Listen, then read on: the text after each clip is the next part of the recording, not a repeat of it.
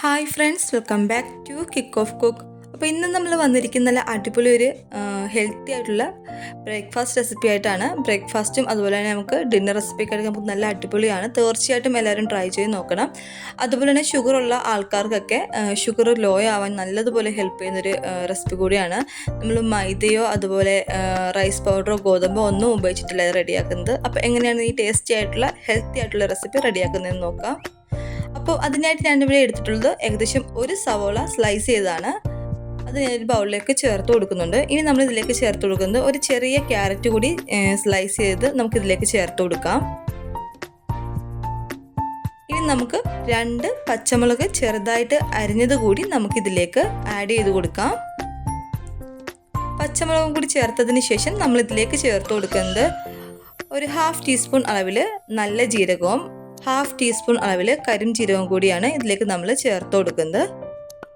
ഇനി നമുക്കിതിലേക്ക് ആവശ്യത്തിനുള്ള ഉപ്പ് കൂടി ചേർത്തതിന് ശേഷം നല്ലതുപോലെ ഒന്ന് മിക്സ് ചെയ്ത് കൊടുക്കാം.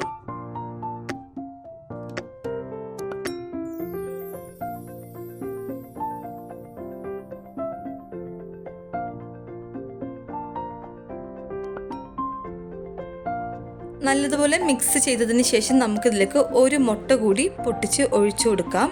മുട്ട കൂടി നമുക്ക് ഇതിലേക്ക് നല്ലതുപോലെ ഒന്ന് മിക്സ് ചെയ്ത് കൊടുക്കാം.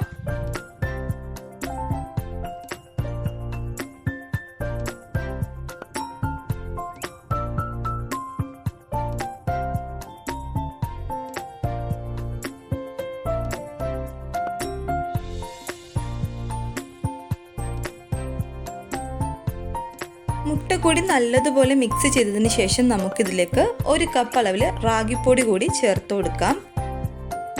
റാഗിപ്പൊടി ചേർത്തിട്ട് നമുക്കിത് നല്ലതുപോലെ ഒന്ന് മിക്സ് ചെയ്തെടുക്കാം. ഇനി നമ്മൾ ഇതിലേക്ക് ചേർത്ത് കൊടുക്കുന്നത് പാലാണ്. ഒന്നെങ്കിൽ നിങ്ങൾക്ക് പാല് ചേർത്ത് കൊടുക്കാം, അതല്ല എങ്കിൽ വെള്ളം ചേർത്ത് കൊടുക്കുക. ഏകദേശം ഒരു 1/4 കപ്പ് അളവിൽ പാല് കൂടി ഇതിലേക്ക് ചേർത്ത് കൊടുക്കുന്നുണ്ട്. എന്നിട്ട് നമുക്കിത് നല്ലതുപോലെ ഒന്ന് കുഴച്ചെടുക്കാം.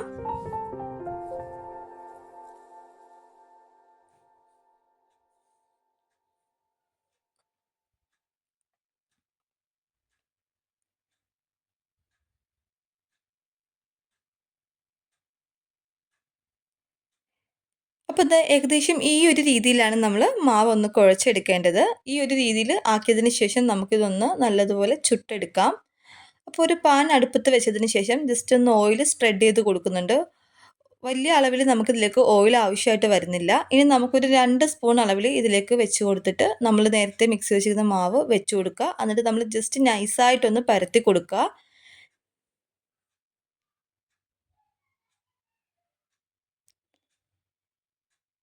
ഇനി നമുക്കിത് ലോ ഫ്ലെയിമിലിട്ട് ഒരു പാത്രം വെച്ച് മൂടി വെക്കുക. അതിനുശേഷം ലോ ഫ്ലെയിമിലിട്ട് ഒന്ന് കുക്ക് ചെയ്തെടുക്കാം. ഇതുപോലെ തന്നെ തിരിച്ചും മറിച്ചും കുക്ക് ചെയ്തെടുക്കുക. അപ്പം അത്രമാത്രമേ ഉള്ളൂ. കുക്ക് ചെയ്തെടുത്തതിന് തന്നെ നമ്മൾ ടേസ്റ്റി ആയിട്ടുള്ള ഹെൽത്തി ആയിട്ടുള്ള റെസിപ്പി റെഡി ആയിട്ടുണ്ട്.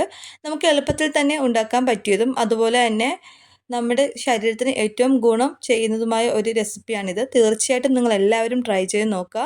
നമുക്ക് നല്ല ഷുഗറുള്ള ആൾക്കാർക്കൊക്കെ ഇത് ബ്രേക്ക്ഫാസ്റ്റ് ആയിട്ടും അതുപോലെ തന്നെ ഡിന്നറൊക്കെ ആയിട്ട് നമുക്ക് അവർക്ക് കൊടുക്കാം. അവർക്ക് കഴിക്കുമ്പോൾ രുചിയും തോന്നും. അതുപോലെ തന്നെ അവരുടെ ഹെൽത്തിന് യാതൊരുവിധ ഇഷ്യൂസും ഉണ്ടാവുകയില്ല. അപ്പോൾ തീർച്ചയായിട്ടും നിങ്ങൾ എല്ലാവരും ട്രൈ ചെയ്ത് നോക്കുക. ഇഷ്ടമായാൽ ലൈക്ക് ചെയ്യുക, സബ്സ്ക്രൈബ് ചെയ്ത് സപ്പോർട്ട് ചെയ്യുക.